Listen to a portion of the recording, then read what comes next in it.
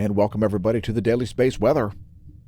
Today we're talking about a returning sunspot, a coronal mass ejection on the far side, and the forecast, which includes possibility of a little bit of geomagnetic unrest from coronal hole wind streams.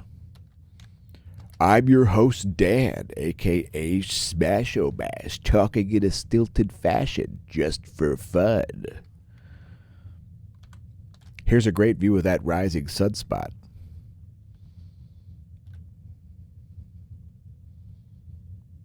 As well as the current one under my pointer right there.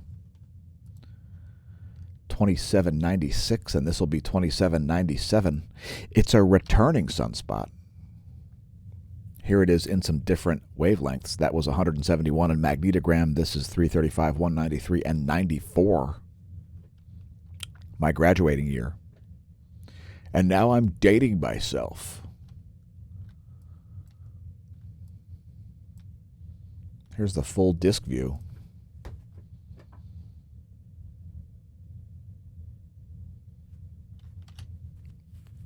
I would remind you that solon.info/solar has updated their information about solar polar fields.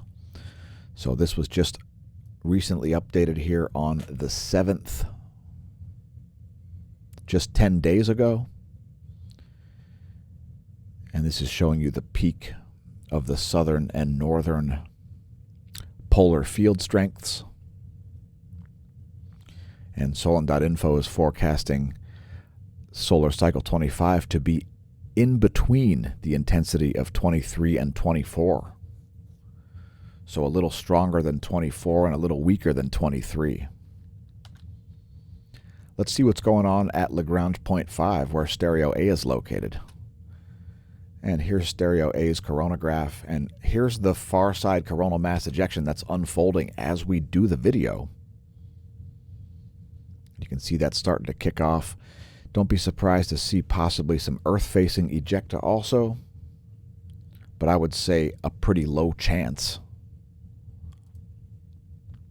And we've got a pathetic amount of data from the LASCO C2 and C3, like 7 frames. So we'll ignore that completely. Again, that's the view from Lagrange point 5, stereo A's coronagraph. Coronal mass ejection kicking off as we make the video.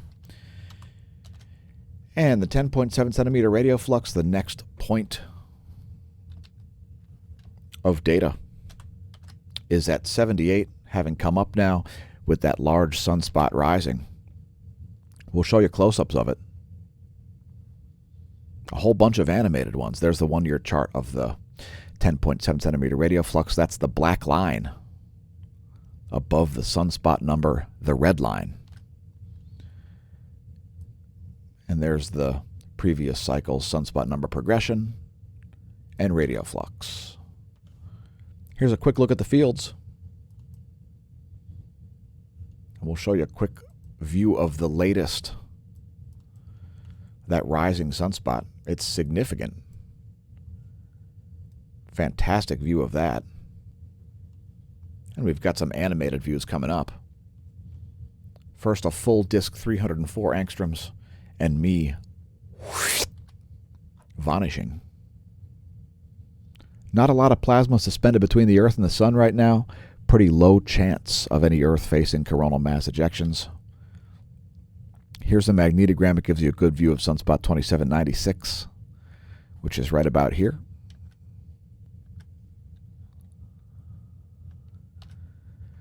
And here's a little close-up of the southern hemisphere. Sunspot 2796 remaining pretty stable throughout the past 24 hours. The main umbra is the trailing North Pole-oriented one. And you can see sunspot 2797 just rising on the left of your screen.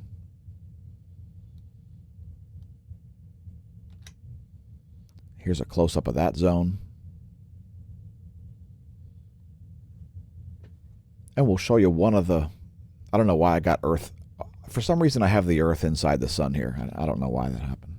Here's 131 angstroms, and we've got some more wavelengths that we'll save till the end of the video. And before we continue on here at the Smash News Network, we would remind you to please press like and subscribe. Share the content on your social media. Whether you're on Facebook, Twitter, Gab, Parler, does that still exist? Minds.com or wherever you might be. Inform your pals, your friends and foes, your science noobs and science pros about the channel, as well as about the other playlists and so on. We are streaming currently live to Twitch. It's twitch.tv/smAsho. It's such a good streaming platform that we like to use it on the regs, thanks to our viewers over there. I would also invite everybody that views the Daily Space Weather videos to check us out on Twitter and all of our other social media. Twitter.com/smAsho. We've recently lost some followers during the Great Purge, where everybody says, "How come I'm losing followers?" And thousands of people say, "I'm deleting my Twitter." Could it be because people are deleting their Twitters? Just saying. What do you think about big tech censorship? Leave us a comment. By the way, I would invite all of our viewers to check out our own websites as well, smashomash.com, smashomash.org. There are the links to our social media. Today we're featuring the smAsho store, and we would invite all of you to understand the fact that all things matter and that it's up to you to Mansa, which is to make America not suck again. Today's featured Mansa shirt is in blaze orange because nothing says "don't run me over or shoot me" like a blaze orange shirt. Again, you can link to all of that stuff at smashomash.com, smashomash.org. Help support the channel by purchasing some merch, perhaps, because again, it's up to you, not the government, to make America not suck again. Mr. Bagashov has put up a new video called Assassins and Templars, and while I haven't watched it yet, here's a clip. Let me hike the volume so we can hear what Eugene says here.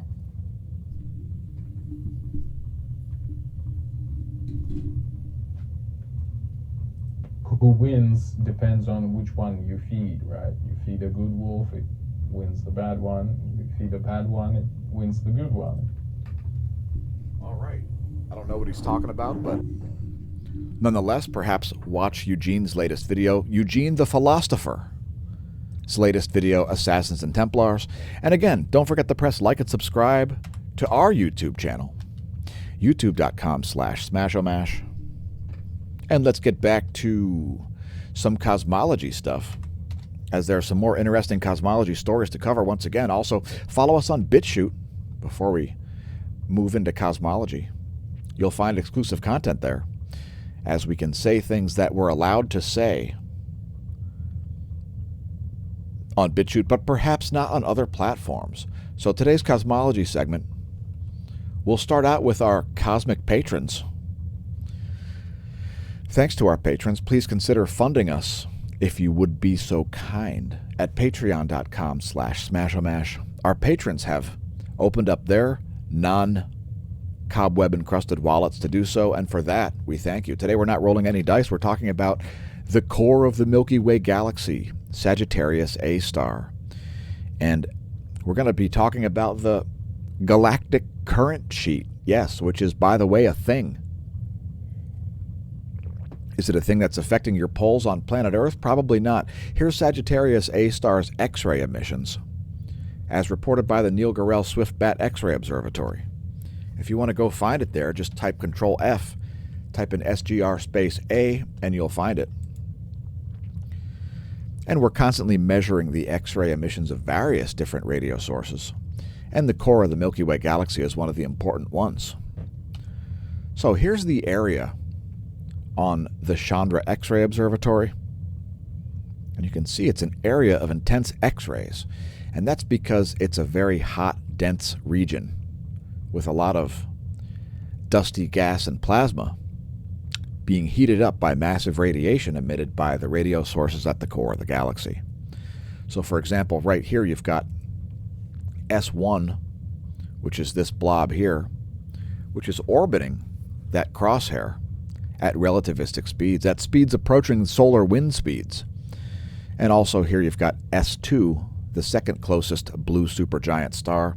Its size is probably something like Mars's orbit.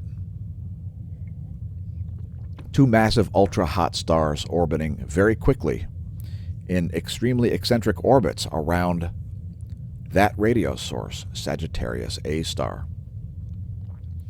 Now, I would show you in the 2-mass. Well, here, there's the 2-mass, and you can see it's a very bright area.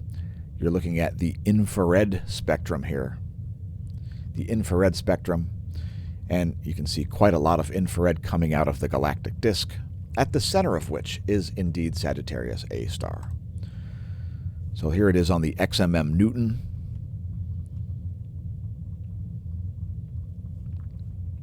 But I like the Chandra better. It's a little bit more high res. By the way, I would invite you to check out the website for the National Radio Observatory, the National Radio Astronomy Observatory, nrao.edu. And we'll feature more information about this at a later time. If you're not familiar with radio astronomy, well, we'll have to get into that at a later time. But indeed, radio astronomy is used to get data like this. So this is a galaxy called the Pinwheel Galaxy, or is it the Whirlpool Galaxy? In any case, we've got an optical image here, which has been, let me just check the life of the stream before I move on and make sure that this is being viewed. And allow me to get back off the screen. So what you're looking at here are an optical image, I think it's optical X-ray, and a radio interpolated image suggesting where the magnetic fields are located. And so let me just bring out Epic Pen here, as I think I've, for some reason, forgotten to open Epic Pen. Let me just bring this up here because this is a perfect example of why you don't have a galactic current sheet knocking at your door in this part of the Milky Way galaxy. And the reason is because if you look at this area,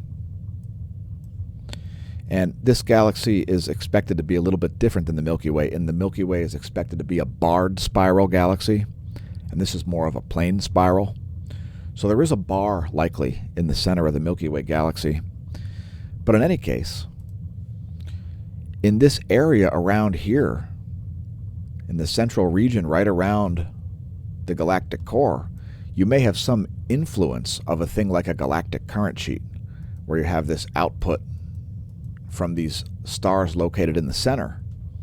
However, once you get out past these initial spiral arms, you've got way too much stuff in between you and the core of the galaxy to have anything resembling a heliospheric current sheet affecting you. And so while this is not the Milky Way galaxy, the Milky Way galaxy does appear to have spiral arms. And when you're located out in a spot such as this, the direct output of this does not do anything to you directly, as it's affecting the spiral arms. And we do see massive energy coming from the spiral arms of the Milky Way galaxy, such as from the constellation Cygnus. But we'll save that for another episode. This is an example of why there's no galactic current sheet knocking at your door, changing the polarity of the Earth's geomagnetic field. That's just not the way it works, folks. Galaxies are way too complex to suggest that they're just like a fractal of a solar system, because it's nothing like that at all. There is a lot of empty space and a lot of big hot stars, a lot of small cold stars, and everything in between. A lot of dust that isn't stars and gas that isn't stars in between you and all of those other objects. And so the local environment is not just simply a fractal. The Earth is highly affected by the sun's current sheet. The sun is not highly affected by the galaxy's core current sheet. Moving on to a UFO document from 1958. Now, many of you may realize that, and there's another image of the galaxy, by the way. This is from an article that you can find at SciTech Daily. It's about the magnetic chaos within the Whirlpool Galaxy. So it's a fairly accurate magnetic map. And again, you can see the way There is no sort of magnetic field going all the way from the galactic core of this galaxy out to well outside the main spiral arms. So here's a redacted document. Another one from 1958. We've contacted Dr. Davidson by telephone, advising him that we cannot resolve his problem concerning the space message and its transmitter because the records on the matter have been destroyed by the evaluating agency. Davidson accepted this statement with the comment that he had been told this before, that now he had a second article for publication concerning Air Force handling of space sightings in the hands of the Pentagon Security Review people, which he thought was mild enough to pass them, and he hinted that he might wish to take up again at a later date the matter of this particular message. We appreciate there have been many cooks in the kitchen on this dish, and that as a result, the extraordinarily non-committal and evasive answer we were instructed to give Davidson was perhaps the only one possible if we were to avoid crossing up previous statements of our own and other involved agencies to this man. But the answer was hardly fair to Davidson and one not likely to be fully accepted by him. 3 redacted. 4. We are sure more will be heard from Davidson. So yeah, it's another document here from the Black Vault. Another one from 1958. Not sure when that one was declassified, but that's today's cosmology segment. Do UFOs count as cosmology?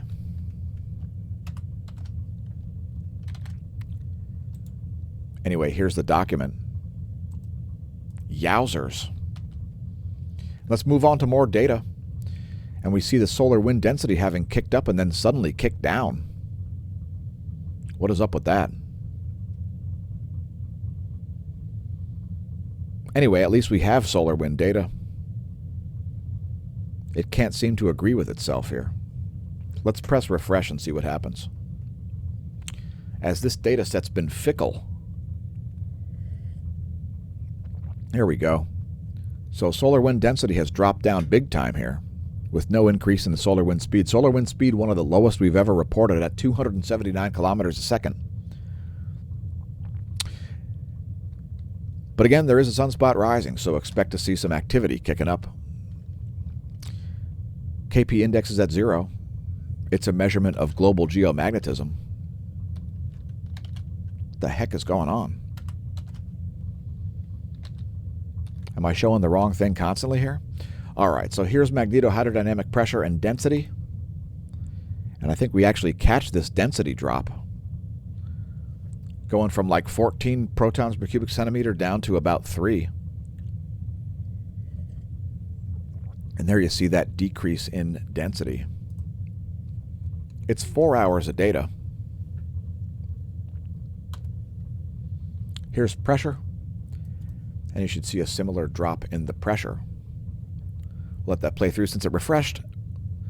After this, we'll show you ground magnetic perturbations. And welcome to the Polar Excursion. Welcome to the Neo-Renaissance. And here we should see that drop, and indeed, the main pressure is in the magnetotail region, following that drop in solar wind density. Here's what's going on in pure magnetism on the ground. We actually see some magnetism, such as pulses coming out of the Pacific Ocean south of Hawaii, out of the southern Indian Ocean, in the area around the South Geomagnetic Pole, as well as some perturbations over both North Poles, the Canadian and Siberian one.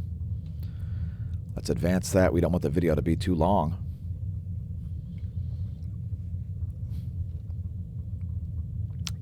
Four hours of data. Ground magnetic perturbations. No protons striking the magnetosphere, at least none making it to the GOES 16. Here is the GOES X-ray flux. No solar flares to report. GOES magnetometers are continuing to look a little spiky here, and the Earth is as forecasted in a North Pole current sheet. And I think the North Pole current sheet here may grow as a result of that sunspot We'll have to wait and see. The magnetic environment can suddenly change, and this data is nearly 2 hours old already. And here's the line of sight coronal hole plot. You can see that south pole oriented coronal hole in red, the north pole one in green. Here's another view of the same thing. It also shows you the magnetogram. No major effects yet on the B field from Sunspot 2797, which is just rising. Here's a magnetic field plot of the solar corona.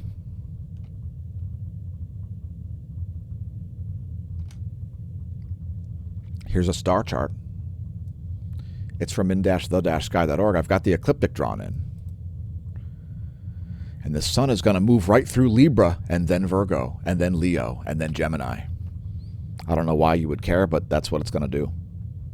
From the perspective of a geocentric view, which, by the way, you can check out also if you go to theplanetstoday.com. Here's a heliocentric view.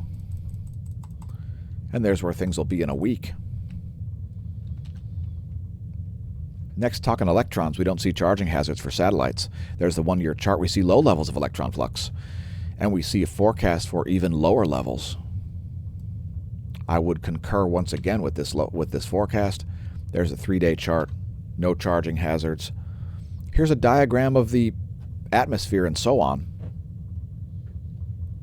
And that red F on the right is not the F word. It's the F ionosphere layer, where the GOES 16 makes its measurements, or attempts to. Here's a visualization of the inner Van Allen belt, essentially. In between where your GPS satellite and your handset would be located, this will show you GPS errors, and we see some in the southern hemisphere, once again, as well as over North America. Some slight anomalies here. If you're relying only on a GPS, you may see some errors over the eastern and central U.S., as well as Antarctica. Leave us a comment if you're viewing the videos from Antarctica. Let us know if you'd like us to come down for a winter. I'm quite the snow shoveler. Here's another diagram. It's just showing you altitudes of things in miles, like GPS satellites and the International Space Station. Power outages have ceased, according to the reported data here at poweroutage.us. And here's a view of the ionosphere. It should be 1 day of data, if all is going well. And it looks like it is. More normal ionospheric activity here. Some slight anomalies in the southern hemisphere, but not like we've seen. Although there is a similar pattern. Once again, pretty charged up in the southern hemisphere on that frame. That one at 9:30 Universal Time. We've got some footage here of Semeru, which has produced a pyroclastic flow. Don't be in the way of that. Also, Kluchevskoye is erupting. It's producing a 20,000-foot ash plume above the Kamchatka Peninsula. So yeah, there's Semeru. An uptick at Semeru. About a 9,000-meter altitude ash plume came out of that. And here's a little clip. Yowzers.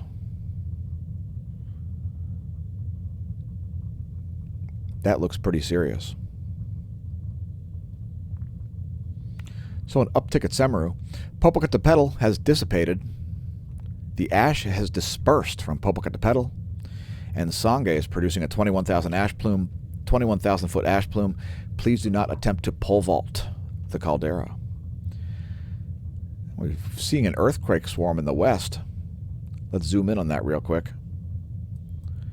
A series of earthquakes in the western U.S. None of very large scale, though. Largest is a 4.0 near Olancha. Let's go up the list and check the last 24 hours of seismicity. At least one deep quake at Japan. Here's another one at the Mariana Islands. Basically an earthquake drought. Here's a 5.5 at Afghanistan. That one at nearly 200 kilometers depth. So really, it's a low number of quakes, folks. There's a quake at 1,400 meters above sea level. There's a 4.2 at Aromas, California. Aromas, California, where it smells like the land of the fruits and nuts. Here's a deep quake in Central America at Nicaragua. A deep quake at Argentina. And let's move on to the jet stream. We're getting some cold air injected into the central U.S. there. It looks like a cold day for northern Texas. Here are the jet streams of the eastern world. We've got more meteorology data for you. It looks like some cold temperatures for places like Tasmania as they're getting some Antarctic air. Here's the NASA Ghost Lightning Mapper, and we're seeing some lightning there, but also low clouds off the East Coast.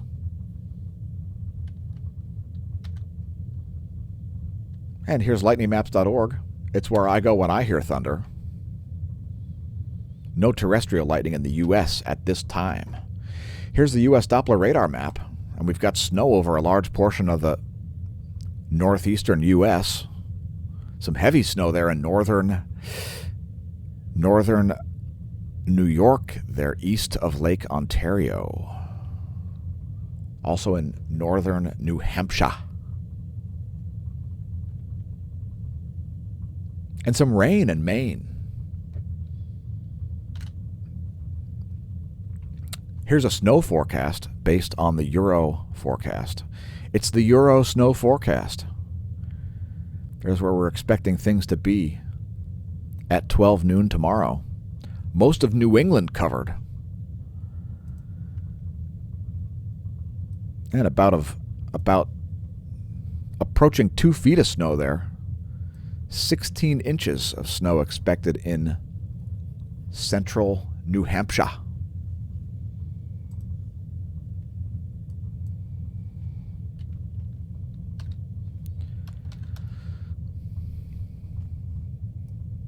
Next, checking out the cloud layer. It's not even light yet, but we're using 3.9 nanometer radiation to see where clouds likely are located. And check out the low clouds off of the Atlantic coast and the eastern Gulf of Mexico. Low clouds. And here's what's going on in the water vapor. Back to clouds, back to water vapor. Some dry air making its way into western Tennessee, which should make for some clear skies. Most of Tennessee should have a moment of clear skies.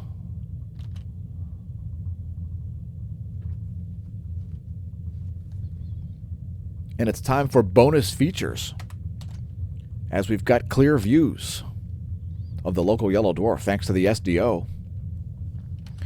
And so, we've got to show you the colorized magnetogram. So there's Sunspot 2797 rising. It's going to be renamed. I don't remember what the original name was. And it looks like 2796 has been degrading. There's 2796.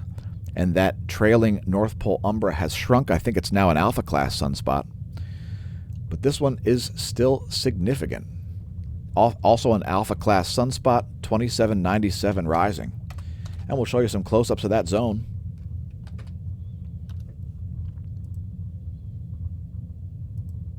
What do we got? We've got 131 angstroms.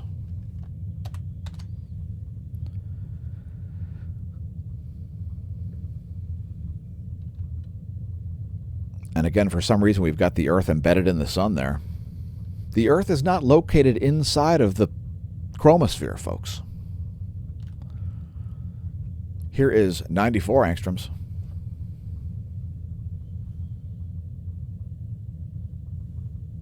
And it looks like we're already perhaps seeing some X-rays. We could see some perhaps C-class flares coming out of that region just because it's such a large sunspot. Don't be surprised, as it is close to the limb, and we are more likely to see large flares come out of sunspots when they're on the limb.